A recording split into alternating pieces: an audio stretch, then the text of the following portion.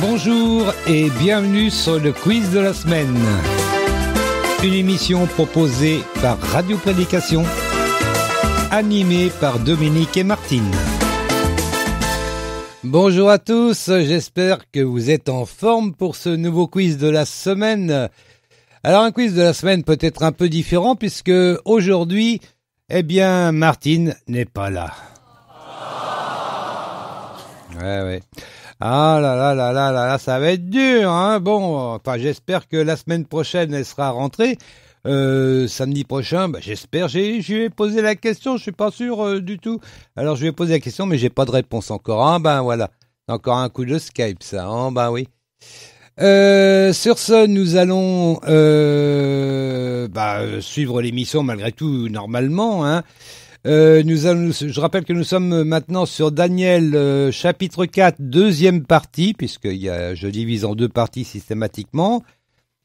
Ensuite, ce sera bien sûr Daniel chapitre 5, première partie. Il y aura des questions, bien sûr. Martine ne sera pas là pour y répondre. Évidemment, elle n'est pas là. Alors ils sont désagréables, hein, ces gens. Et puis voilà. Et puis donc côté musique, nous allons nous tourner du côté de Gezer Vocal Band et de Integrity Music. Voilà, que vous pouvez retrouver les deux d'ailleurs sur YouTube, hein. Il y a plein de choses à écouter et à voir, surtout à voir. Parce qu'à la radio vous écoutez, mais sur YouTube vous pouvez voir en plus. C'est bien ça. Voilà, donc il y a 2 chants de prévus, mais l'émission risque d'être peut-être un petit peu plus courte, parce que d'abord j'ai que 11 questions, deuxièmement Martine n'est pas là, bon j'ai bien les chiens et les chats, mais ils répondent pas tellement non plus, donc voilà, et puis alors peut-être un troisième chant. Après, il y aura un chant, on va dire, avant la question de Peu trop de l'Éternel et un chant après la question de Peu trop de l'Éternel. On va essayer de faire comme ça. Et puis, on verra bien ce que ça donne, hein. Voilà. Bon. Alors, tout de suite, on va aller voir de la question de Peu trop de l'Éternel. Alors, Peu trop de l'Éternel, il pose une question très très dure quand même, là. Oui, quand même. Dans Romains 3, qu'est-ce que l'apôtre Paul présente comme étant l'accomplissement de la loi?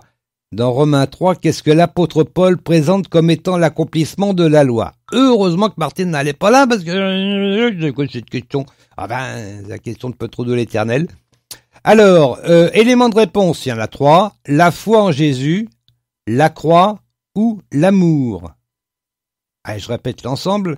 Dans Romains 3, qu'est-ce que l'apôtre Paul présente comme étant l'accomplissement de la loi? La foi en Jésus, la croix ou l'amour? Voilà. On verra la tendance des tweetos après la première pause musicale. Et puis, on verra la réponse à la fin de l'émission. Voilà. Sur ce, on va écouter le chapitre 4, mais deuxième partie de Daniel. On va l'écouter tout de suite maintenant, hein. Qu'est-ce que vous en dites? Allez, c'est parti. Daniel, chapitre 4, deuxième partie. Voici ce que cela signifie, ô roi. Il s'agit là d'un décret du Très-Haut, prononcé contre mon seigneur le roi. On te chassera du milieu des humains, et tu vivras parmi les bêtes sauvages. Tu te nourriras d'herbes comme les bœufs, et tu seras trempé de la rosée du ciel. Tu seras dans cet état durant 7 ans, jusqu'à ce que tu reconnaisses que le Très-Haut est le maître de toute royauté humaine et qu'il accorde la royauté à qui il lui plaît. Et si l'on a ordonné de préserver la souche avec les racines de l'arbre, c'est que la royauté te sera rendue dès que tu auras reconnu que le Dieu des cieux est souverain. C'est pourquoi, ô roi, voici mon conseil. Puisses-tu juger bon de le suivre. Détourne-toi de tes péchés et fais ce qui est juste. Mets un terme à tes injustices en ayant pitié des pauvres. Peut-être ta tranquillité se prolongera-t-elle. Tous ces événements s'accomplirent pour le roi Nabuchodonosor. En effet, un an plus tard, il se promenait sur la terrasse du palais royal de Babylone. Il prit la parole et dit « N'est-ce pas là, Babylone la grande, que moi j'ai bâtie pour en faire une résidence royale ? C'est par la grandeur de ma puissance et pour la gloire de ma majesté que j'ai fait cela. » Ces paroles étaient encore sur ses lèvres qu'une voix retentit du ciel. « Roi Nabuchodonosor, écoute ce qu'on te dit. Le pouvoir royal t'est retiré.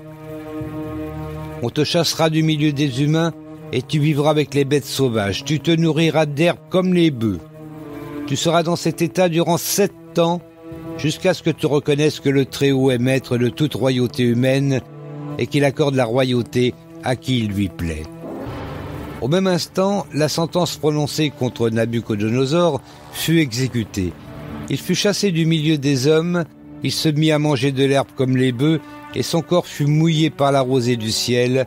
Sa chevelure devint aussi longue que des plumes d'aigle, et ses ongles ressemblaient aux griffes des oiseaux. Au terme du temps annoncé, moi, Nabuchodonosor, je levai les yeux vers le ciel, et la raison me revint. Je remerciais le Très-Haut, je louais celui qui vit éternellement, et je proclamais sa gloire. Sa souveraineté est éternelle, et son règne dure d'âge en âge. Devant lui, tous les habitants de la terre ne comptent pour rien. Il agit comme il l'entend envers l'armée des êtres célestes et envers les habitants de la terre. Personne ne peut s'opposer à ses interventions ou lui dire « Que fais-tu là ?» Alors même, la raison me revint. La gloire de ma royauté et la majesté et la splendeur me furent rendues. Mes conseillers et mes dignitaires me rappelèrent et je fus réinstallé sur mon trône avec un surcroît de grandeur. Maintenant, moi, Nabuchodonosor, je loue, j'exalte et je glorifie le roi des cieux, car il agit en accord avec ses paroles et tout ce qu'il fait est juste. Il a le pouvoir d'abaisser ceux qui vivent dans l'orgueil.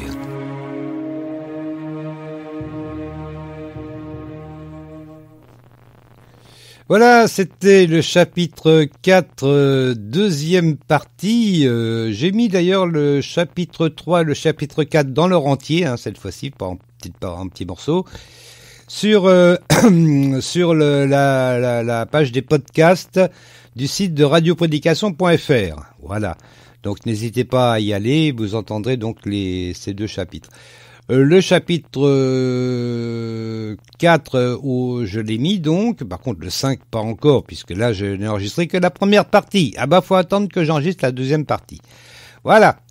Eh ben maintenant on va s'amuser, parce que bon, je vais poser les questions, mais Martinette elle sera pas là pour répondre.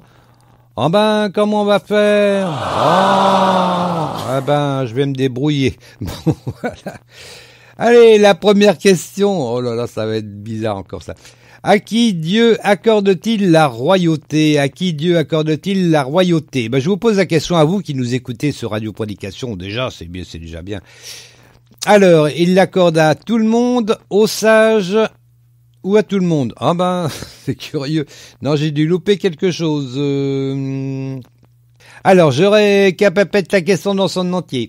À qui Dieu accorde-t-il la royauté? À tout le monde, aux sages ou à ceux qui lui plaît? Oh, c'est pas marqué comme ça. Attendez, je reprends voilà, à qui il lui plaît. Voilà. Bon. Alors, est-ce que c'est à tout le monde, aux sages ou à qui il lui plaît qu'il accorde la royauté, Dieu? Eh ben, voilà, j'ai enfin réussi à poser à peu près la question. On va se mettre 10 secondes quand même. Faut que tout le monde puisse réfléchir un petit peu. Allez, hop. Oh un peu fort quand même cette histoire.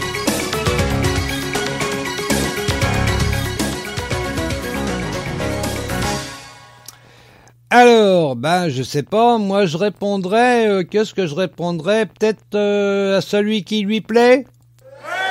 Ouais, j'ai gagné. Quoi, soyez pas jaloux, d'accord, je connais la réponse d'avance.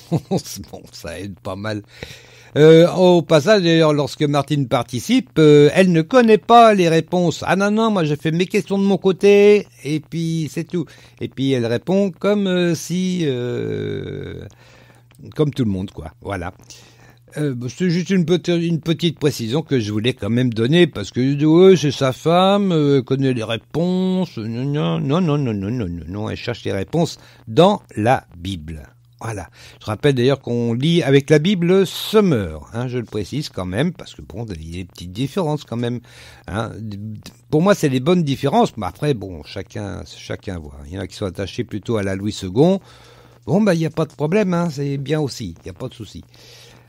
Alors, donc, on va lire, c'est au verset 22. Alors, verset 22, on va lire donc à partir du verset 21. Voici ce que cela signifie au roi. C'est Daniel qui parle, hein, qui s'adresse bien sûr au roi. Voici ce que cela signifie au roi. Il s'agit là d'un décret du Très-Haut prononcé contre Monseigneur le roi. On te chassera du milieu des humains et tu vivras parmi les bêtes sauvages. Tu te nourriras d'herbes comme les bœufs et tu seras trempé de la rosée du ciel. Tu seras dans cet état durant 7 temps. Je rappelle, hein, c'est 7 temps, T-E-M-P-S, pas 7 ans A-N-S. Bon, je précise. Jusqu'à ce que tu reconnaisses que le Très-Haut est le maître de toute royauté humaine et qu'il accorde la royauté à qui il lui plaît. Voilà, c'était la réponse donc à la question. Eh ben, on va se poser la deuxième question. Le rêve du roi s'accomplit-il? Est-ce que le rêve du roi, qui n'est pas un rêve sympathique, hein, je le rappelle, le rêve du roi s'accomplit-il? Oui ou non? Eh ben, on va se mettre 10 secondes.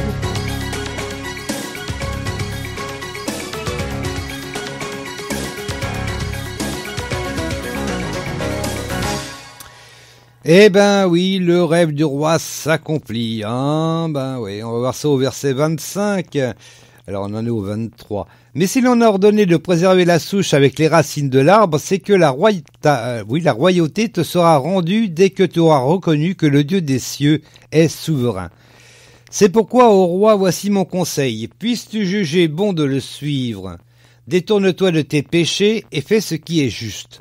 Mets un terme à tes injustices. En ayant pitié des pauvres, peut-être ta tranquillité se prolongera-t-elle. Là, il y avait un peut-être.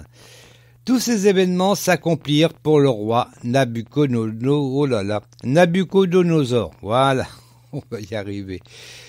Eh ben, du coup, on va arriver à la question suivante. C'est la troisième question. Il n'y en a que 4 dans cette première partie. Ah ben, oui. Alors, à quoi ressemblaient les ongles du roi? À quoi ressemblaient les ongles du roi? À des griffes de lion, à des griffes de chien, à des griffes d'oiseau. On sait pas. Alors, je répète, à quoi ressemblaient les ongles du roi? À des griffes de lion, à des griffes de chien ou à des griffes d'oiseau? Allez, hop, 10 secondes.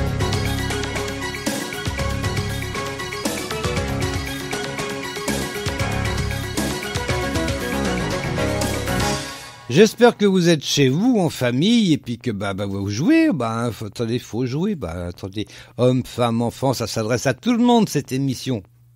En général, bon. Alors, donc, oui, c'était à des griffes d'oiseaux qu'il fallait répondre, des griffes d'oiseaux. Alors, on va voir ça au verset 30. Là, il y a un petit peu de lecture, donc, du coup. Alors, en effet, on en est au verset 26, pour ceux qui suivent en même temps en écoutant la radio. En effet, 1 an plus tard, il se promenait sur la terrasse du palais royal de Babylone. Il prit la parole et dit « Oh, n'est-ce pas là, Babylone, la grande, que moi j'ai bâtie pour en faire une résidence royale ?» Oh, je prends l'accent bizarre. « C'est par la grandeur de ma puissance et pour la gloire de ma majesté que j'ai fait cela, n'est-ce pas ?» N'est-ce pas, il n'est pas dans la Bible, c'est rajouté, n'est-ce pas? Ces paroles étaient encore sur ses lèvres qu'une voix retentit du ciel. Roi Nabucodonosor, écoute ce qu'on te dit.